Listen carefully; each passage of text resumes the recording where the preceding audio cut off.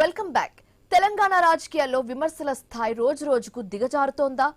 ఒకప్పుడు తెలంగాణకు దిశానిర్దేశం చేసిన నేతలపై ఇప్పుడు అధికార పక్షం, ఇతర పార్టీల నేతలు వ్యక్తిగత దూషణలకు దిగుతున్నారా? రాష్ట్ర ప్రగతి ప్రదాతగా పేర్కొన్న కేసీఆర్ ను, యువనేత కేటీఆర్ ను టార్గెట్ చేస్తూ కాంగ్రెస్, బీజేపీ నేతలు చేస్తున్న వ్యాఖ్యలు సోషల్ మీడియాలో మంటలు రేపుతున్నాయి. ప్రజాస్వామ్యంలో నిర్మాత్మక విమర్శలు పోయి కించపరచడమే లక్ష్యంగా సాగుతున్న వికృత క్రీడ సాగుతోందా?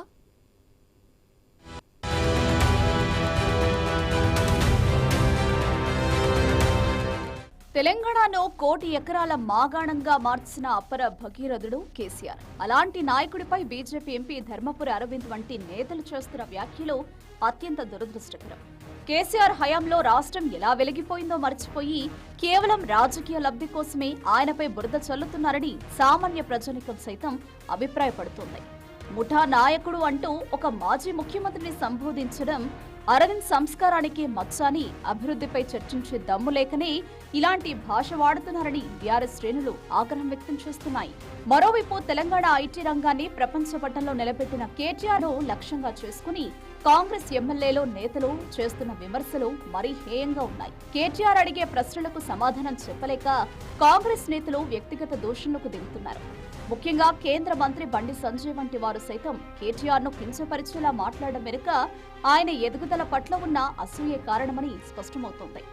ఐటీ రంగానికి కేటీఆర్ తెచ్చిన పెట్టుబడులు చూసి ఓర్వలేకనే బండి సంజయ్ ఇలాంటి వీధి స్థాయి భాష వాడుతున్నారని విశ్లేషకులు భావిస్తున్నారు. వాస్తవానికి కేసీఆర్ ప్రభుత్వం హయాంలో తెలంగాణ మోడల్ దేశానికి ఆదర్శంగా నిలిచింది. కానీ నేటి పాలకులు అభివృద్ధిని ఓర్చుకోలేక కేటీఆర్ ఇమేజ్ ను డ్యామేజ్ చేయడమే ఏకైక ఎజెండాగా పెట్టుకున్నారు. కేటీఆర్ ట్విట్టర్ వేదికగా అడుగుతున్న సూటి ప్రశ్నలకు కాంగ్రెస్ ప్రభుత్వం వద్ద సమాధానం లేదు.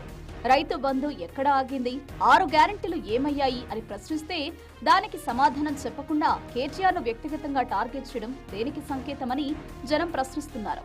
రాజకీయాల్లో గౌరవం అనేది ఒకప్పుడు ఆభరణంగా ఉండేది. కానీ ఇప్పుడు బండి సంజయ్, ధర్మపురి అరవింద్ వంటి నేతలు ఆ ఆభరణాన్ని తీసి పక్కన పెట్టేసి బూతు పురాణాలు అందుకుంటున్నారు. కేసీఆర్ ఒక తరాన్ని మేల్కొల్పిన నాయకుడని, కేటీఆర్ రేపటి తరానికి దిశ చూపే మేధావి అని వీరిద్దరిపై చేస్తున్న అవాకులు చెవాకులు కేవలం వారి స్థాయిని పెంచుతాయే తప్ప తగ్గించలేవని నెటిజన్లు కామెంట్లు చేస్తున్నారు.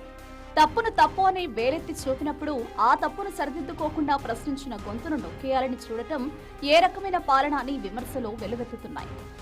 కేటీఆర్లపై అవాకులు చెవాకులు పేలే నేతలు ఒక్కటి గుర్తుంచుకోవాలి. తెలంగాణ ప్రజలు అన్నీ గమనిస్తున్నారు. అభివృద్ధిలో వారిని ఎవరూ వెనక్కి నెట్టలేరు. కేవలం నోటి దురదతో వారిని కించపరచాలని చూస్తే రేపు ప్రజలే తగిన బుద్ధి చెబుతారు. ఇప్పటికైనా రాజకీయాల్లో విమర్శలు హుందాగా ఉండాలని, వ్యక్తిగత దూషణలకు తావు ఉండకూడదని బీఆర్ఎస్ శ్రేణులు మండిపడుతున్నాయి. మరి ఈ విమర్శల పర్వానికి ఎప్పుడు తెరపడుతుందో చూడాలి.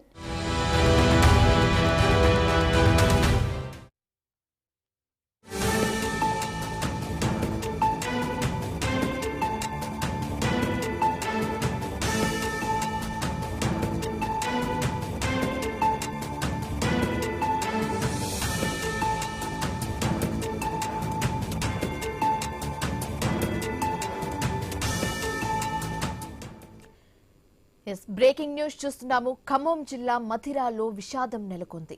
గుండెపోటుతో ఇంగ్లీష్ ఉపాధ్యాయుడు గారపాటి జయరాజు మృతి చెందారు. క్లాస్ రూంలో పాఠం చెబుతూ ఒక్కసారిగా కుప్పకూలిపోయాడు. శ్రీ చైతన్య ఒలింపియాడ్ క్యాంపస్ స్కూల్లో వర్క్ షాప్ లో డెమో ఇస్తూ